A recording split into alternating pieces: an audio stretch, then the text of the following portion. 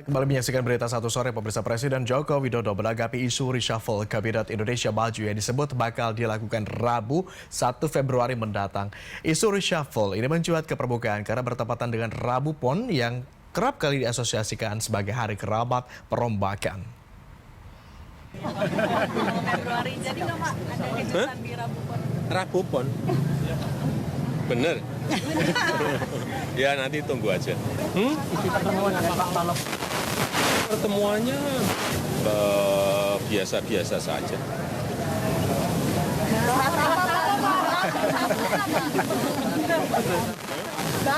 Mau tahu? Inilah tanggapan Presiden Joko Widodo saat disinggung terkait rencana reshuffle kabinet dan tradisi Rabu Pon untuk mengambil keputusan penting. Untuk kali kesekian, Presiden meminta publik untuk menunggu.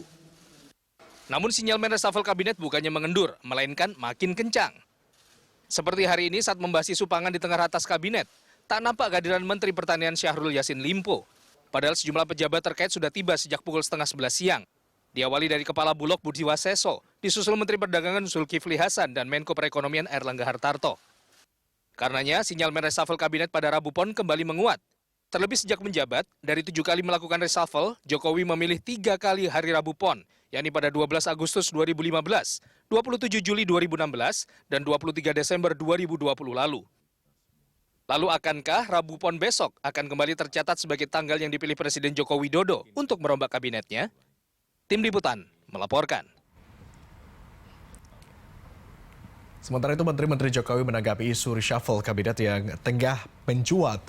Para menteri yang bersuara mengenai isu reshuffle ini adalah Menko Polhukam Mahfud MD, Menko Perekonomian Erlangga Hartarto, serta Menteri Investasi Bahlil Lahadalia. Ketiganya mengaku tidak tahu mengenai perombakan kabinet Joko Widodo Ma'ruf Amin. Kalau di luar ada itu ya saya tidak tahu, itu urusan politik. Kalau bagi saya itu perintah presiden. Gimana Pak? Apa ini? Yang soal politiknya? Oh, politik nanti aja, tunggu hari Rabu. Saya malah tidak tahu ada isu reshuffle. Masa? Ya, saya malah nggak tahu karena saya menterinya ngurus investasi, tiap hari mikirin investasi, sampai isu-isu itu saya nggak dengar ya. Ya, dalam berbagai kesempatan Presiden Joko Widodo sudah berulang kali menjawab isu perombakan kabinet. Tidak pernah secara eksplisit membantah isu tersebut ketika ditanyakan wartawan, tidak juga mengiyakan begitu. Untuk membahasnya, kita akan berbincang langsung dengan Direktur Eksekutif Carta Politika Indonesia, Yunarto Wijaya. Selamat sore, Mas Toto. Selamat sore, Mas Agung. Mas Toto, durasi kita terbatas. Langsung saja, bagaimana lihat Anda kemungkinan dan tanda-tanda reshuffle? Apakah kemudian berpotensi benar dilakukan pada Rabu Pon besok? Iya, memang kan sinyalemen pertamanya adalah spekulasi kita karena besok adalah hari Rabu Pon. Karena sudah beberapa kali Presiden memilih hari Rabu Pon sebagai hari baik untuk melakukan reshuffle. Di sisi lain juga ada fakta empiris secara politik. Ada satu partai yang sekarang sedang disorot ya semenjak deklarasi Anies Baswedan, dianggap kemudian koalisi dengan partai oposisi. Lalu kemudian kemarin belum lama ada pertemuan Surya Paloh dengan Jokowi yang kemudian dikaitkanlah dengan spekulasi mengenai reshuffle di hari Rabu Pon ini. Dan hari ini juga kita lihat ada rapat terkait dengan pangan yang tidak melibatkan Syahrul Yassin Limpo. Nah, pertanyaannya adalah apakah memang sinyalemen dan momen-momen yang ada memperlihatkan arah dari kemungkinan reshuffle terhadap menteri dari Nasdem? Menurut saya iya. Tetapi apakah besok, saya pikir itu yang masih sulit untuk dijawab ya, karena kalau kita lihat jadwal dari Presiden, kalau kita hitung sedikit, besok kemungkinan juga sudah akan ada di Bali sore. Lalu kemudian juga saya melihat iklannya akan ada di satu acara investment forum besok pagi. Nah, saya tidak tahu secara teknis apakah demikian. Anda melihat jadwal Pak Presiden besok begitu padat sehingga untuk waktu tipis begitu kemungkinannya. Tetapi bukankah di sebelum-sebelumnya ada yang sudah pakai kemeja putih pun akhirnya batal begitu? Bisa saja mendadak? Bisa saja kan malam ini ya, kalau mau bicara spekulasi. Karena Rabu Pon itu kalau kita lihat tidak berarti harus di hari Rabunya.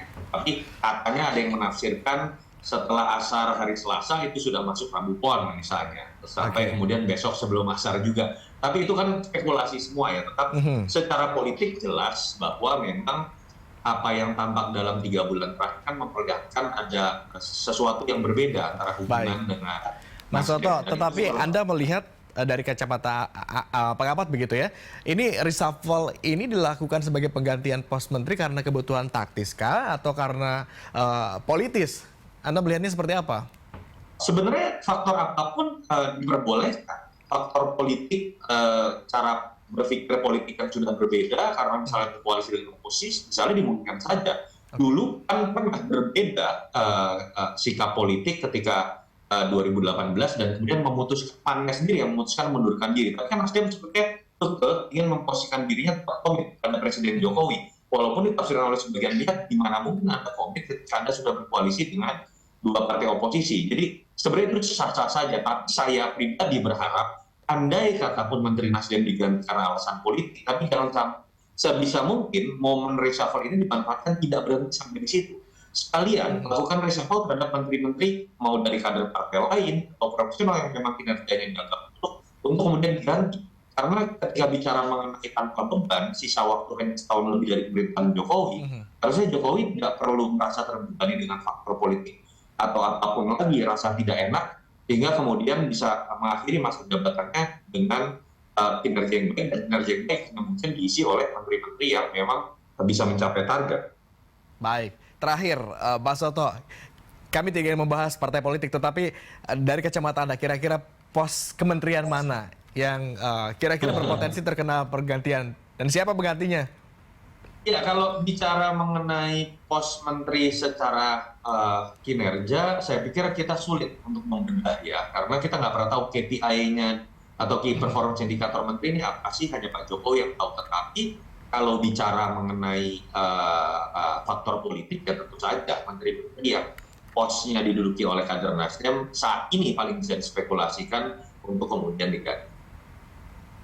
Baik, terlepas dari KPI tersebut begitu ya. Terima kasih Mas Toto atas kesediaan Anda untuk bergabung bersama kami di Berita Satu Sore.